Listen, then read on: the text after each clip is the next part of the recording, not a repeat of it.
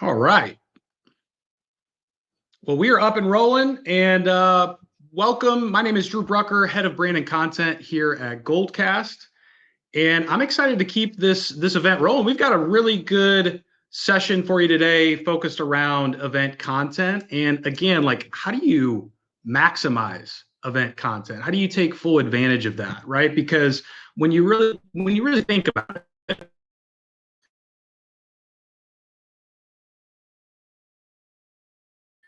right, most event content, which is a very, very sad. But to make matters worse, right, you've got 80% of the event content that is not even being repurposed in the first place. So that's not really a waste as much as is like a lost opportunity for you when you really think about it, because when you start to plan any event, you're doing it for weeks, right? You got to get your speakers, you got to get your topics, you got to build your slides, your polls, all the stuff that goes into it. So if you're not really taking advantage of that content, that event after the fact, you're losing, right? So your events do deserve better, right? And not only that, like when you really think about the event itself, it can be a content engine that's in disguise for you. So how do we tie this into Mindshare, right? Like, how do we really think about this? Well, when it comes to Mindshare, we're talking about 67% of buyers already have a brand in mind before they begin their search. Okay. So that's obviously important, because if you're not already in their head before they're ready to buy, you're probably already losing. 80% of people prefer watching video to text, right? So again, catering to today's theme around video, it's more important now than ever. So like building through, crushing through those obstacles for your team to get on camera and do more video. And then there's an 8 to 10x increase in message retention with video versus just text, right? So we're always talking about, how do you stay in somebody's mind? How do you drive long-term recall? It happens through video, not through words, but through visuals, through authenticity, through personality. And so that's all validation, right, for a video first approach when it comes to content. But events are a key part of that. So with that being said, I want to welcome the folks that are in this, doing this every day in the wild with me, and that's Misha Patterson and Jess Cook. Let's welcome them to the stage. Hello. Hi. All right. What's going on, guys? How's it going, Drew?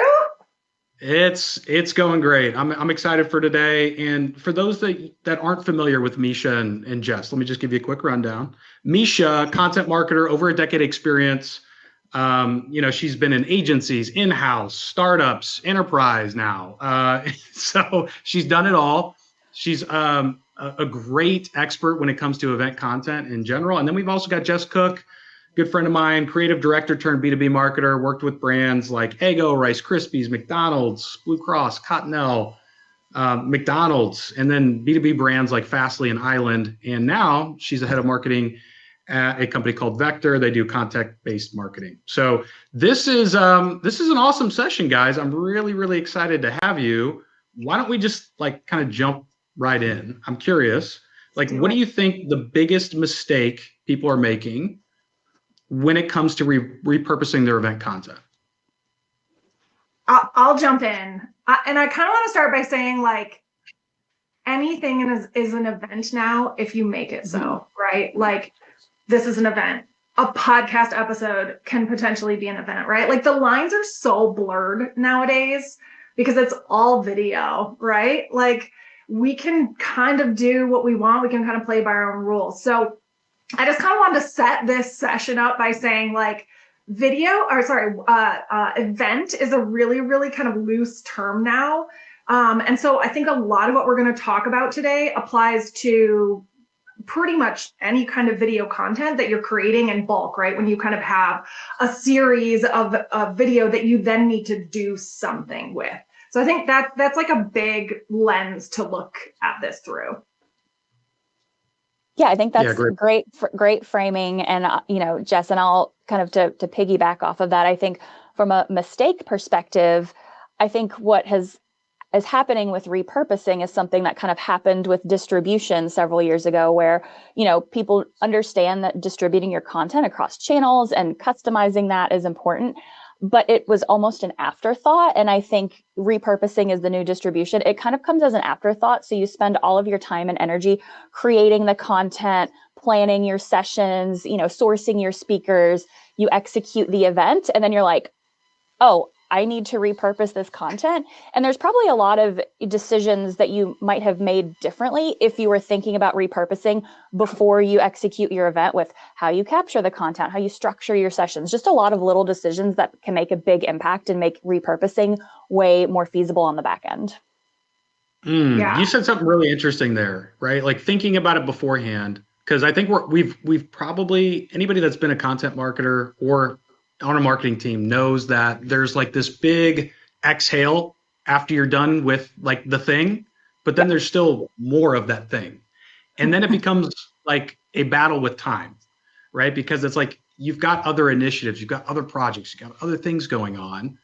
And it kind of feels like you got that satisfaction, the gratification of being over. But you brought up a really great point, which is, maybe even thinking ahead and reverse engineering your content or the event, right? Like, how can we kind of like put ourselves pre-event and think, okay, what needs to happen before? What do I want my speakers to say? Like, can I create engaging content in the event purposefully and intentionally to then repurpose, right? Like, there's a lot there. Help me unpack that a little bit. Yeah. Okay. I think part of it is like, okay, really, like you said, reverse engineering, figuring out how are you actually going to use this is maybe even more important than like the event itself, right? Is like, what are we going to do when we actually have this? And all of that comes down to like the questions you're going to ask. Maybe even let's back up a little bit. Like, what's the theme of the thing, right? Is there a theme? Because, and then within that theme, what are some of like the kind of tentpole maybe pillars, right? So that when you are done, you're going to have content around X topic, Y topic, Z topic, and you can kind of pair those things together in certain ways. You can get clips about those topics from all of the different experts that you had and kind of mash them together, right? Because I think the worst thing we can do is like take the session and just kind of use it on its own. It's so much more powerful when like 3 experts kind of say the same thing. Then it's a trend, right? So I think when you can kind of find those moments and create those moments, right? So you're like, okay, we have a theme, we have some pillars, and now we can actually build the event around this. And then I think another really big thing to think about is the actual questions that are going to get asked. Like, how can you make those questions so poignant and interesting that like the question alone is a really good hook? Yeah, and I think a lot of what you were speaking to, Jess, is also just about being very thoughtful in the format of how you are structuring your event. So whether you're capturing that digitally and it's live, whether that's in person, whether you're pre-recording, there's a lot of subtle nuances in those, but being thoughtful about how you plan your event and your segment. So it might just be something like this event where it's just a more casual conversation. Or, you might want to have, if you're really wanting to like repurpose to the max, having, very clearly predefined sessions or like mini segments. Maybe you add in, if you do have your segments, you have bumpers before and after where you can have some super clean clips, and that kind of makes the repurposing a little bit easier. You mentioned speakers, thinking through if you're trying to really drive a point home or have a conversation where you kind of want to steer the direction of it. Maybe you do have speakers that are kind of aligned and have similar points of view. Maybe you want it to be a little bit spicy, so you pick speakers that have opposing points of view, and you can ask them questions that kind of spark a little bit of debate, which can be equally as effective in creating those moments that clip really well. So I think to your point, really being thoughtful about the structure of the content and the format of it will really help you create those moments. Yeah, I don't think there's enough spiciness. Like people just disagreeing. I think people fear that when in reality, that's wrong. You're wrong. Yeah, I mean, like, honestly, that to me drives the entertainment value up. It also really gets me thinking 360 about the issue, not just one-sided. I'm not fully on board with this. And you don't have to be, right? Like you can feel some type of way about this and some type of way about that, and that's perfectly fine, right? Like you don't have to be all in on one side or the other, but it is important to feel informed in the moment. I'm curious too, like all those other things going on, I'm also thinking about, who owns this like this repurposing strategy for the marketing team. Like, is that something that you guys have talked about internally? If not, it should be, right? Like, what is the approach there? Is it a singular person doing it? Is it everybody's got roles and responsibilities and accountability as a team? But I think that is also a really good piece of like planning before, is like assigning specific tasks and accountability. Yeah, that's an interesting point, for who does what, because you tend to run into that a lot with things that need to be done and people just assume it's going to get done and then nobody does it. I think what's interesting is some companies are really recognizing that like, hey, part of this content marketing engine is repurposing. So they recognize this as a function.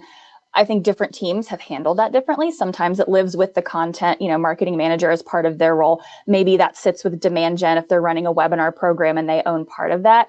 What's interesting to me is for larger companies, kind of my lens now is enterprise, but I was actually brought on at VMware, now Broadcom, to kind of own this content repurposing arm. So we have this large user conference where we capture a ton of content on site. And then prior to my role, they would just say, okay, here's the session, see you next year, and wouldn't really communicate with the community and through that 6-month period until we started acquisition in the spring. And the video library just kind of sat there and got dusty. So I think more, especially larger companies, are recognizing, hey, we have a ton of video content and we need somebody to really own this arm and engine and keep the life cycle of this content going.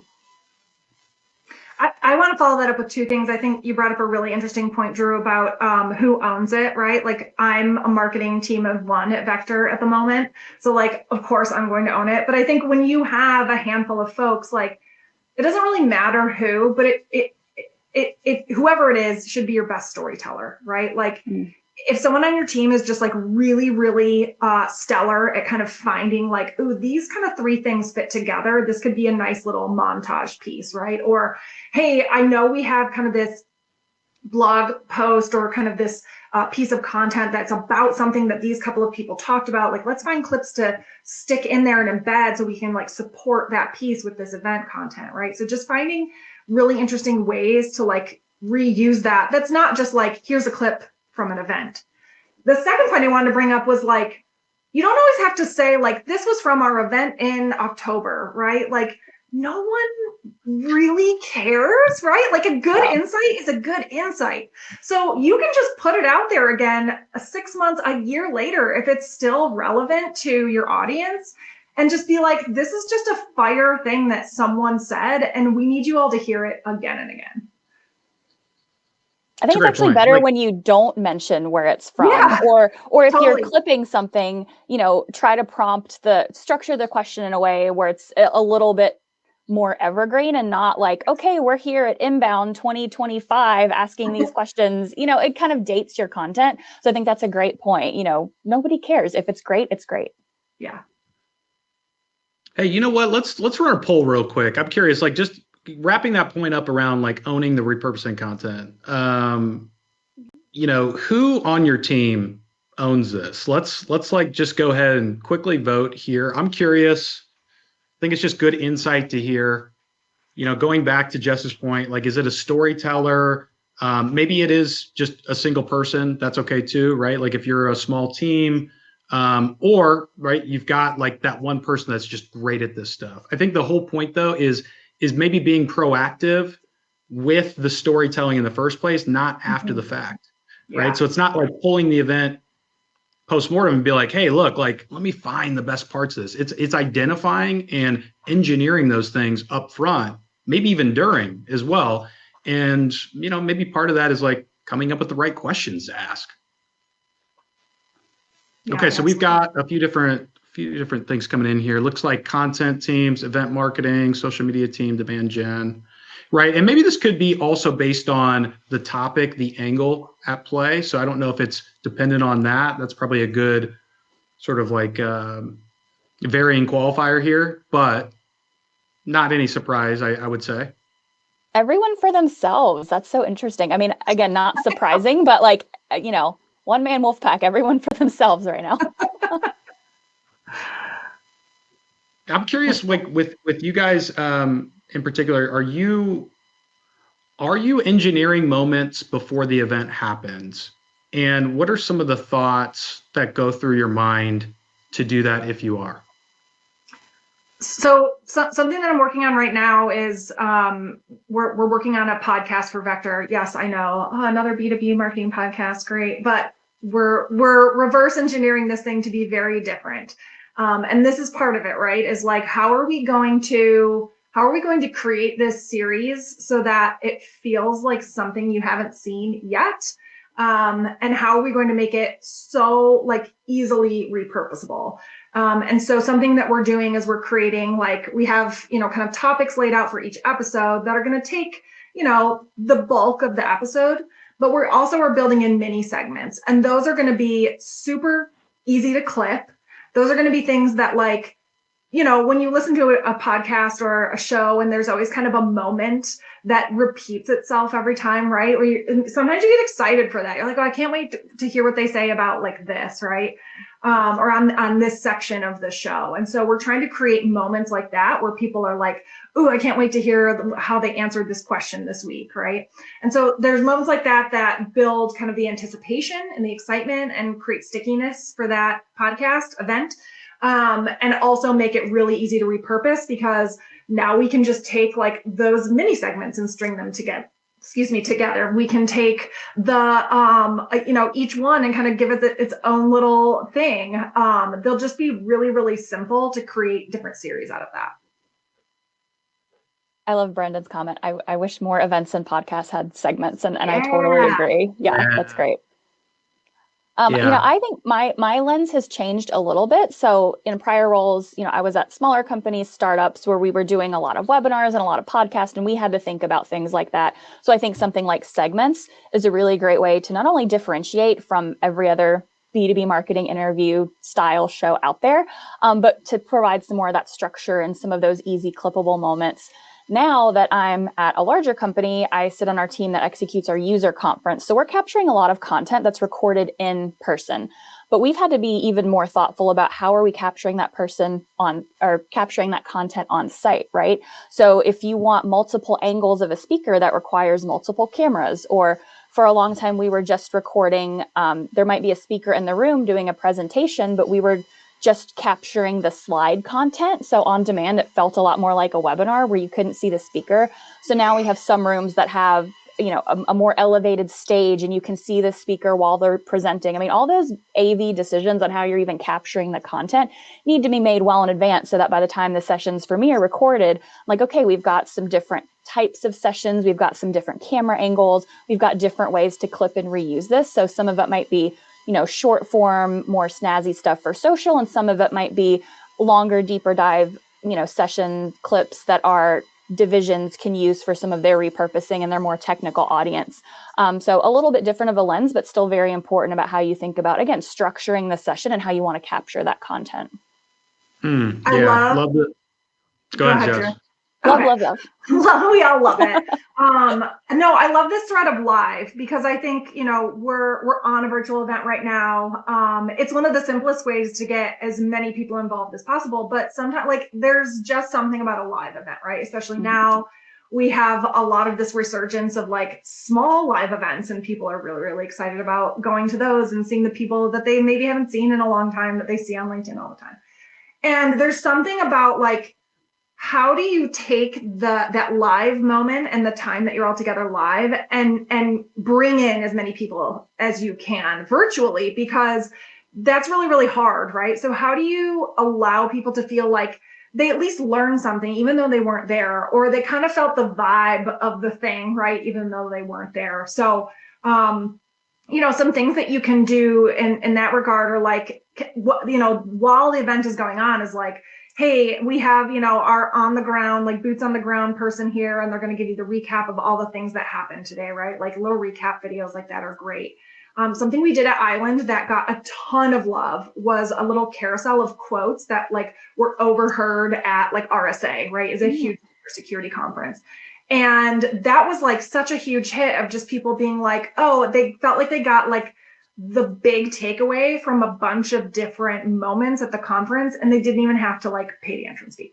So there's a lot of little ways to get people to feel like they're in the sphere and kind of in the know, even though they weren't there in person.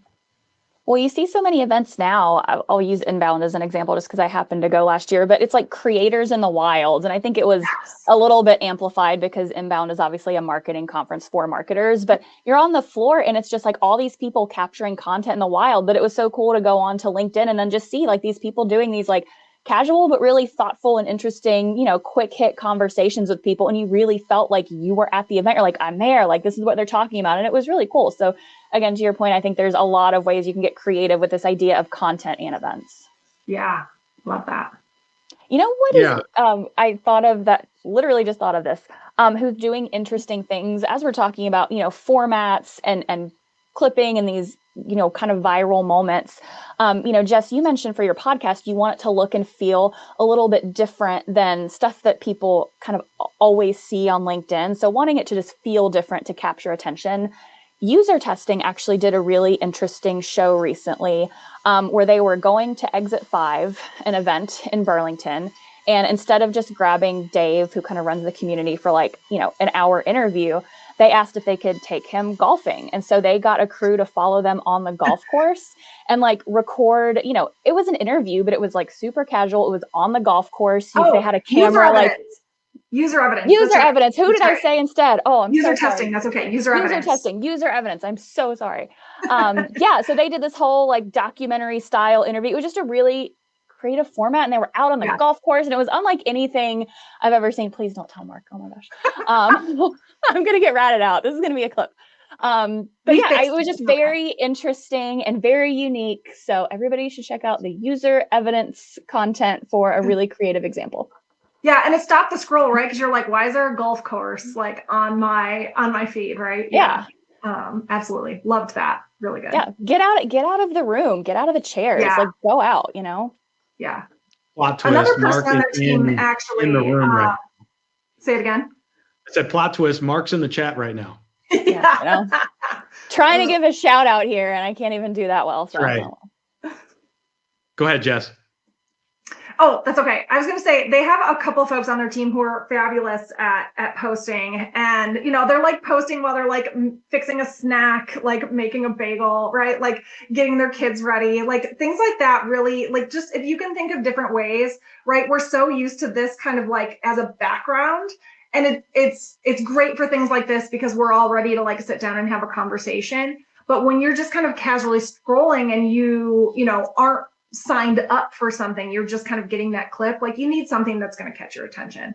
So maybe there's even ways like, for if your event speakers can like create their own kind of promotion for your event and they're out of their office doing something, right? Where it's like, oh, that's going to feel really different, but that face is going to be recognizable at my event.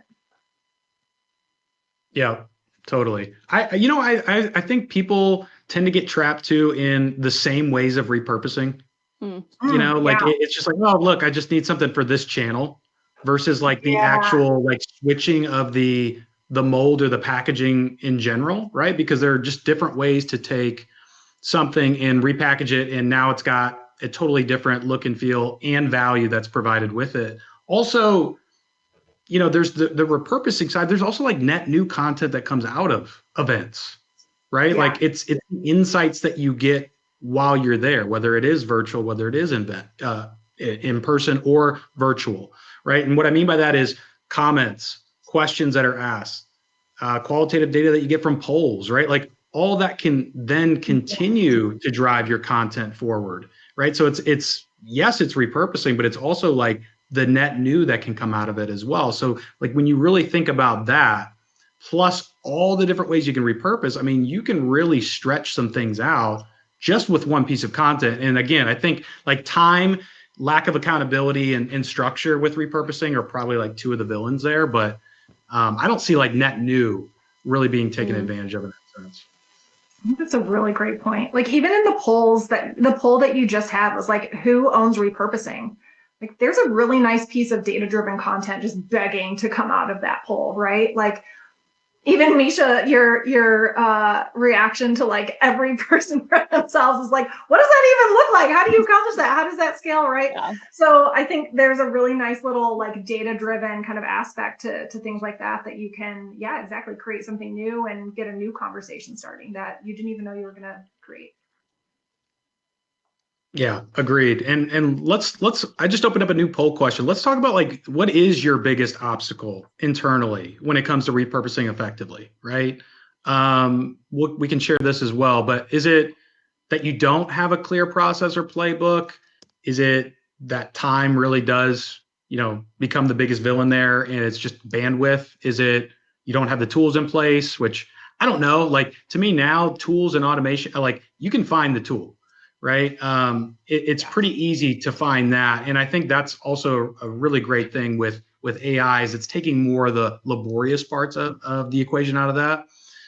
Or does it just like not matter, right? Like is leadership saying that it's just not like, or not saying in that sense that it's a priority, right? To do so. Do they think it's just about the event as is or in that moment? So what are we seeing here? We've got some votes for no clear okay, so we're bandwidth and process are the two biggest ones here. Looks like bandwidth just took the lead, but I'm not surprised by those results. Mm-hmm. Yeah, no, that falls pretty much in line with what, I kind of thought they would too. I think the thing that kind of negates all of this though is that pre-planning. Like if you have a plan, you have a playbook, so you can cross that one off. If you have a plan and you get buy-in, then now you have leadership support and you're going to have to create the time because leadership told you like, yes, that's part of the plan, right?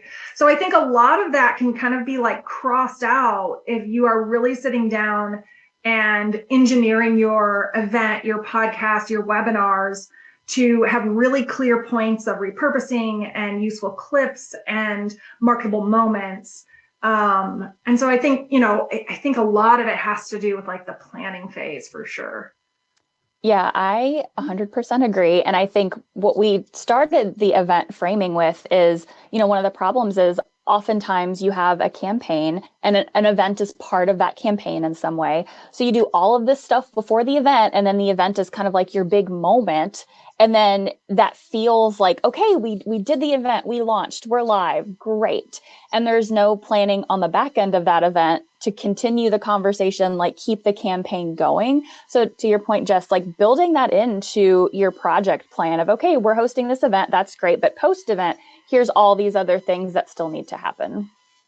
I think there's another really important point here that is, you can even sell it in as like, we're repurposing this story, right? Like repurposing story over just repurposing the event. Because if the event is tied to a business goal, which it should be, then repurposing the story of what unfolded and all of the insights that came out of that event should also be tied to the business goals, right? And so if the idea that you're bringing to leadership is, hey, we need to really focus on the repurposing end of this because it will help us extend the messaging well past that one moment of the event. And then, bring more people into the fold to understand kind of what our point of view is and what we're doing in the market. You're just going to get so much more out of that. And I think that's kind of the language that leadership speaks, right? That it's not just an event you're trying to create content from. It's that you are still continuing to try to take that content and push your business level message out there through it. Yeah, love that. Like when you guys run into the battle of short on time, like thinking about people that do find themselves in that reactive position, like how do you squeeze the most out of it in the least amount of time, right? And like what is your say that again? AI baby. AI baby, yeah. I mean, that's where I think it is pretty smooth, right? It's the ability to create clips pretty quickly. Yeah. It's the ability to put together takeaways pretty quickly. like if you're thinking podcast, episode descriptions, you think, just like there are just so many things. I'm curious. I'm guessing, Jess, that's a part of your current workflow. Yeah, so I love AI for like all of the things you just mentioned. I think they make it really easy to like, if you have a transcript, man, you have so much power, right? Like you can drop those into your favorite AI tool and be like, find me themes, find me the hottest takes, find me the most controversial stuff, find me the best, one sentence that each person said. Like you can dice that up so many ways. And that is really, really helpful. And then kind of the tactical stuff, right? Like the event description and like the timestamps of when you can go find those insights. Like that's all really, really helpful too. But I think the stuff that takes so much of the work, like I remember even just 5-6 years ago, sorting through like event footage and trying to be like, okay, what is like the big takeaway here? Like, I want to go back and listen to that again, right? Like we didn't have the capability for like AI to just kind of like help us through that. And now we do. And I think you can just get to those takeaways and deliver them to your audience so much faster now. Yeah. Yeah. And I think like AI has definitely got a role in the efficient part of the equation when it comes to that. So yeah, I agree. Even just thinking about, the transcript of the event itself, some of these tools out there will suggest AI clips and some are better than others, right? Like Goldcast's got Content Lab, which does a really good job of pulling those things out. But also like, I love the ability to just go into the transcript and highlight what I want clipped, because there might be moments there that, just from the manual human touch, you can identify much better. So, like maybe having markers right throughout the session, you're like, ooh, that's a good moment. Let me come back to that. Right. Yeah. That's where I think it's like this really great, like yin and yang between like using AI, applying the human touch, using creative functionality to then like execute on it. I love that. I hate to default to AI as the answer to everything because it's certainly not. But in this specific use case, I do think AI tools are massively helpful, especially if you are on a small team. If you are owning this process end to end, that's really the way to make it scale. I say that as a person who has done, like you, just the manual work of going through the video and creating the markups and manually editing the clips. And it's important work to be doing, but if you can get buy-in to have a tool that can make your life easier, that helps you scale and that helps you just continue to have conversations about the ROI of your content program, because you can say, for this campaign, we ran an event and here's everything we got out of it. Yeah.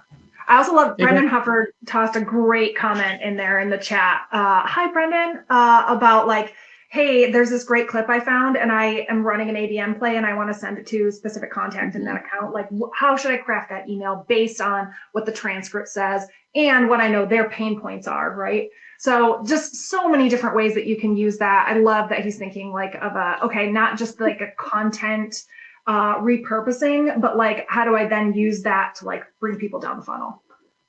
Yeah.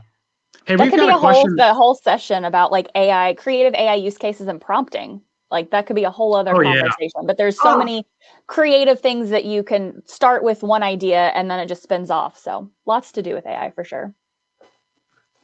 Fun fact, Jess and I used to work together and we were working together when the whole AI thing was really coming down the pipeline. And now I'm jealous because we don't talk enough to really understand how each other's using AI. So let's catch up on that. We need to catch up. Yeah.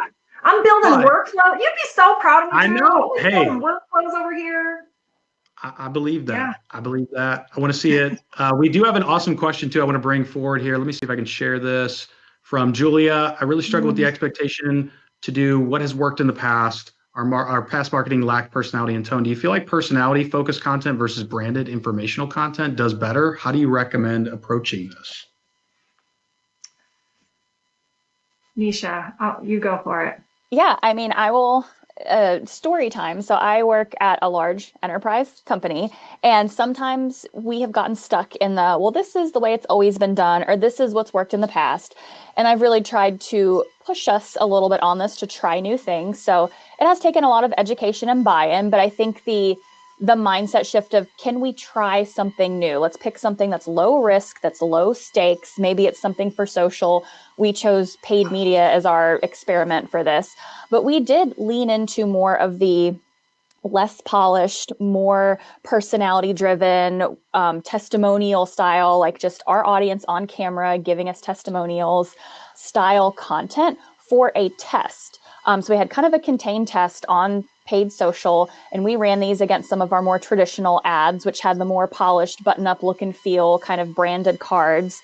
And those outperformed the old versions. So we could take that, small test of data and say, hey, this is what's working. Can we lean into this more? So we leaned into it more last year for some of our later stage paid media. And now, based on the results from that, we're really leaning into it this year for our event cycle. So it wasn't just one conversation that made this change. It was a lot of conversations, showcasing examples, having, a little bit of leeway to run a test, using that data to inform future decisions. But, to answer your question, I do feel like no matter what your industry is, this more authentic, personality-driven content, most cases will kind of outperform some of what has already been done before. So trying to get that buy-in and just permission to do a little bit of test and using that data can be really helpful. Yeah, that's so great. I love that you ran a test on that, Misha. So smart. I think I do too. I think if you think about your favorite people you follow on LinkedIn, you go back to them because you like the way they deliver the information, right? And you like the analogies they use or the questions they ask. There's very much to be said about someone's personality and how they deliver something just as much as what are they teaching you. That's an interesting point, Jess, about the question. So I have a question for you, but what do you think a good question looks like, especially when you're thinking about making your content live longer and having these kind of evergreen clips that you can use? What's a good question? Oh, I love that. She's going to take your job, Drew. You better watch out. Okay, a great question, I think, gets people to tell you a story. The way that you phrase it has to get someone to oh, okay, all right, example, one time, right? And they're going to launch into that. They're going to give you emotion. They're going to give you real scenarios. And so I think anytime that you can frame a question that could also be a yes or no, or whatever the actual question is, if you can frame it in a way that's tell me about a time when, right? Mm-hmm. Actually, when we were preparing for this session, Drew, you had this beautiful question about if your event content disappeared after 7 days, how would you think differently about repurposing? I loved that so much because it really gets you to use your imagination and think about, oh my gosh, what would I do? If I had only 7 days to take everything we captured and turn it around into the, I love Palash's gift, turn it around into something really amazing that would drive the business. How would I do that? So I think that there's real power in asking a question that gets people to turn around and tell you a story. That was a great response to my question about questions. I agree. Storytelling is so powerful, trying to keep it open-ended, right? So it's not just, yeah, I agree, or no, I don't agree, but kind of tell me a story or adding some unique constraints. So, the question that Drew had asked, if you could only do this or pick these 3 things, or what's your top, kind of adding those constraints, I think can be really smart and helpful too. And just what we talked about earlier too, about kind of keeping the framing evergreen, right? So, maybe asking something that's what's your approach to XYZ versus something really specific about how are you taking advantage of the latest TikTok trend? That might be relevant in the moment, and that's great, but that's not going to have the same longevity as something a little bit more evergreen when you frame it that way. I love that. Making sure you have a mix of those, right? Things that are super timely, you can post in the next 6 weeks after the event, and stuff that you can post a year from now. Love that. That's a great point. It's multimodal, right? It's thinking about video, it's thinking about text, thinking about images in that sense, right? Those are just 3 different repurposing sort of buckets right there. Yeah. Then you've got the channels that you play in where your audience is at. And then you've got I love that too, thinking about sort of what's short-term content, what's relevant in the moment, what's going to be relevant 6 months from now, right? And so these are when you start to create this if-then sort of chart or flow chart or whatever it is, it starts to become really ridiculous in terms of the number of ways that you can effectively do this. I think it really just lies in the intentionality is kind of what's underpinning all of this, right? It's like being intentional about it, not taking the instant gratification of now my event's over, I've done the hard work, let me hang my hat up, right? Yeah, absolutely. Okay, cool. Misha, what would you do if you had 7 days before your content self-destructed? I don't know, maybe cry quietly in a corner. After you were done with that. Yeah, after I'm done with my little depressy session. No, I think that if I knew that my content was going to disappear within a very short time frame, and that's not necessarily the worst thing in the world. That could put some really creative constraints on how you approach that. But I think for me, that would impact, the event format and structure, like completely reformat that. And then your overall delivery and post-event motion's a little bit different, right? So I think I would just, in the planning phase, as we're preparing for those things, hopefully you would know you have a week to promote this and then it's gone. But just being, keeping those constraints in mind, how am I restructuring this content? So even post-event too, like your calls to action might be, you have this real drive, sense of urgency to drive people there, to get them to watch it within the first 7 days or watch your clips or whatever it is.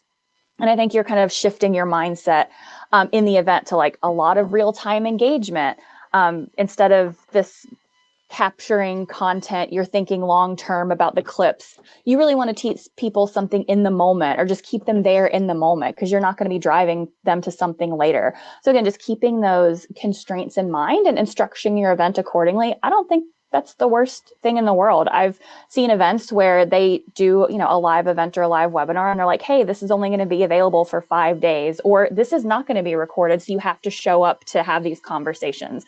So, maybe try it.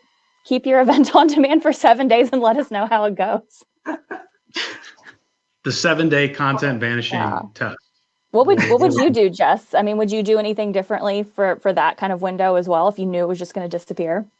I feel like I would do a lot of the same things I would do even if it wasn't going to disappear in terms of just like the framing of an event and like the structure and things.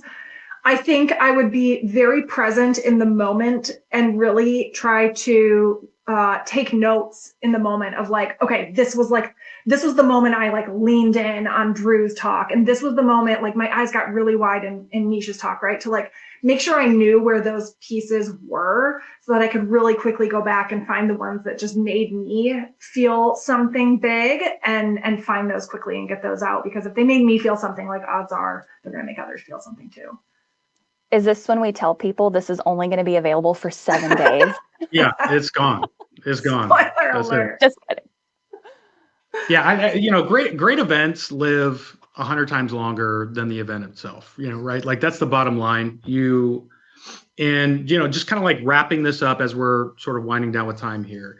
I think it's really about what we're all kind of saying is it lies in intentionality. You need to be proactive with reverse engineering your event, preferably, right? Like before the event starts, you're putting all this effort into the speakers, the sessions, the slides, the polls, this, that, the other for the actual thing. But people are stopping there. So really continue to go down that path. It's okay to explore other repurposing things that you haven't done before. And to Misha's point, like I thought she brought up a really great point. It's like if you're in a larger organization too, and you have to maybe, kind of work through some red tape or prove something, objective data always works, right? Yeah. Like bring that to the table. Amen. Love it. Let's see if we have any other questions here before we wrap. I think I saw one other one. Let's see. Well, we did kind of answer this one.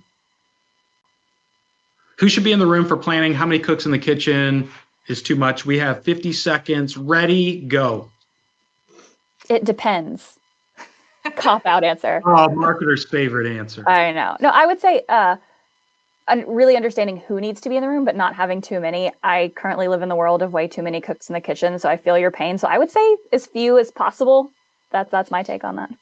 Yeah, I would say get yourself a good like RACI model that you really like, understand who needs to just know that this is happening, who's actually going to be using it. They should probably be there so that they know what they're going to be getting out of it, right? So really understanding like who's responsible, accountable, who's consulted, and who's informed, and whatever form that takes. But really getting that down on paper so that you can get the right folks in the room. Love Yeah, I that. think that's Yeah, great. I like keeping it tight, for the planning part of it too. Yeah. Just to elaborate on that. But thank you guys for joining us today. Hopefully you gained some really good knowledge here, and we'll see you guys in the next session. Don't miss it. It's going to be a good one.